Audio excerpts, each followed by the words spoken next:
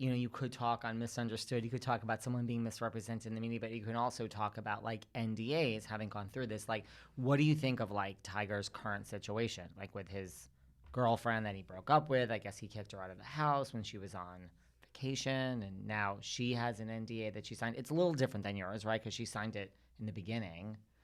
Well, again, I mean, we're just speculating because these are two people that we don't know their situation. So I think from what we're seeing in the news, she broke her NDA by bringing it into a public court. And she did that to try and get it out of arbitration. Arbitration is where NDAs go to get hidden and die, and where no one can hear what happens. And she did not want that to happen because she felt overpowered by all of his, lawyers and money, and she didn't think she would win in arbitration. So I think her strategy, or her lawyer's strategy there, was to get this in public court, because obviously the media would see what was happening, and she would get the court of public opinion on her side, and she would get all this media play from it, which she did. Now it's probably getting pulled back into arbitration, and he'll either get pissed and, she's thinking, he'll either get pissed and pay her off, and so this won't go any further, or now he's really pissed and she won't get anything. But who knows how that will end, because it'll all get, it'll all be very quiet from this point on, maybe, or it won't be. But I think, what's interesting about her, people have said to me, do you want to have her on your podcast, right? I did make a statement about that, saying, sure, she can come on my podcast. We could sit in silence for 30 minutes, courtesy of Tiger Woods NDAs. I made a joke about it. But in reality, people were like, oh, what would you talk to her about? You have so much in common. But no, I would not sit here and talk to her about Tiger and all that stuff. What is interesting about her is I would say, well, who are you? No one knows one thing about you. Clearly she signed an NDA because we didn't hear a peep out of her, right? In those 5-6 years that she was with him. That was obviously on purpose. She wasn't allowed to make a statement, be her own person. So the only interesting thing about Erica is, what is interesting about you? Who are you? No one knows anything about her. So I think she was in the hospitality business when they originally met, working at one of his restaurants or something. I mean, listen, I'm not going to get so into this, but like, if I was going to do an interview, I would just be like, where'd you come from? What's your history about? Who were you before you met him? What have you been doing? And what are you going to do now that your boyfriend broke up with you? And, who are you going to be now that you are not someone's girlfriend, somebody who's famous girlfriend anymore, So, I mean, that's what's interesting to me about her. But the Tiger stuff isn't famous. I mean, maybe she's trying to get out of her NDA because she wants to tell all these stories about what it was like to be his girlfriend. But that's not so interesting to me. What's interesting to me is more like, who the hell is this girl that he found interesting for 6 years? So there must be something interesting about her.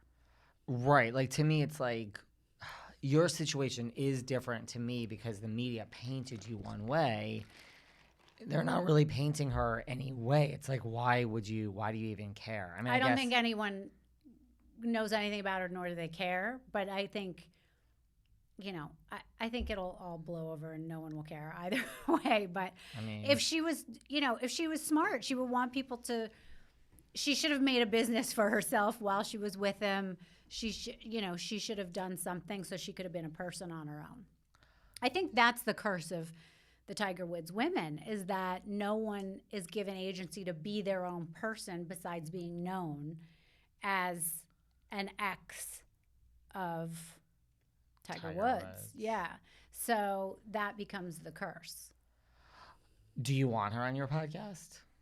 Sure. Are you going to book her for me? Sure. I mean, maybe you should do a... Do I have to pay you $250? You do not have to pay me anything. I mean, I'd like to book her on this podcast. Yeah. So when I'm done with her, you can have her. Okay. But, I mean, you should do a mock podcast and just sit there in silence for 30 minutes. Yeah, and fun. Just turn the mics off and be like, guys, that's all we can talk about. Yeah.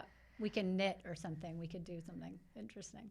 I mean, I think it must be some money play. That's how I feel about her. I mean, not that we need to harp on this. We can move on. But, like, I don't know. I just don't understand why you really care. Like, I guess you want to talk and tell your story. But the same time, it's like we all break up with people, right? Or get dumped. Everyone gets dumped. Everybody breaks up. I don't think anyone cares about it. But I think she probably feels like the only thing worthy is to tell her story about what she went through when she dated him. So my message would be like, Erica, become your own person. Be worthy of something else besides who you were as his girlfriend. That would be, my advice. That's your advice to Erica. Yeah. We mentioned these great guests you've had on your podcast. You had Dr. Drew, you have Mama June coming up. Do you want Tiger? Oh, God. No. No. No. Okay, so if Tiger Woods calls you right now. Stop. We're not going to do this. And says, I would like to come on your podcast, you don't want him? No. Okay. I'm not having this conversation. I can't be the first person in the 5 weeks that you've had a podcast that's asked you this question. Well, I guess it would get really big ratings, so sure, I would take him. It might be your highest rated episode ever. Might be anyone's highest rated episode, yeah. Do you have like an ideal guest like you would love? Yes, I want Conrad Murray. Yeah, I think he would be great. The doctor who was found responsible for killing Michael Jackson. And I've been in touch with his people. Unfortunately, he wants money for his story. And, A lot do. Yeah, a lot do. So I'm not going to shame him for that. And that's their prerogative. They're entitled for that.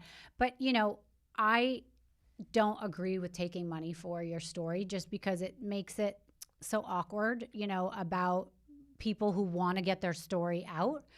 I believe that if you are someone in that scenario that is so misunderstood, like Conrad or Dr. Murray, excuse me, that you should find the right outlet. It doesn't have to be mine, but you should find that right outlet and tell your story the right way, and it should not be about money. Maybe he needs the money, but the money will come eventually, but, he should be more willing to tell his story and not make it about the money, is my personal opinion. I'm not just saying that because I want him for free, but that's my personal opinion. How much money did he want?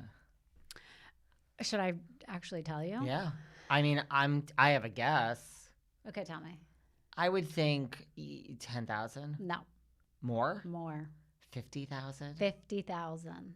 That's literally insane. So I guessed it on the second guess. Yeah. Right. Like, I don't even think like a GMA or Kelly and Ryan. Well, no, or because media like that doesn't pay. Right. So it's just a shame. But, And what is your story really? What is his story? Well, everyone has a story, but then you have to look at someone. And there's plenty of people that I want to hear his story. We can't make up his story for him. We can't. He has a story. He got out of jail. I want to hear his story. But sometimes you pay someone. We've never paid someone here-ish, but we've paid one or two people, but that's it. But, someone tells you a story and you look at them and you're like, is this really the story? That's my thing. Right. First of all, we're not paying no one $50,000. Okay? Right. Let's just back up, guys. Sometimes you could pay someone and chalk it up to travel expenses or makeup or right, of course. Whatever. But that's... I had one 80s legend who said, I'm going broke doing podcasts because I'm spending so much money on hair and makeup, and you want video. I'm like, I want video. And they were like, the hair and makeup's $400. You have to cover it. I'm like, done. Great, fine, yeah. right. Okay, that makes sense. Like, I want you. Let's cross you off the list. I want you on my podcast. Did she have big 80s hair when she was done? She did not, and she was lovely. Oh. But Are you going to tell me who that was? it was Joan Van Ark from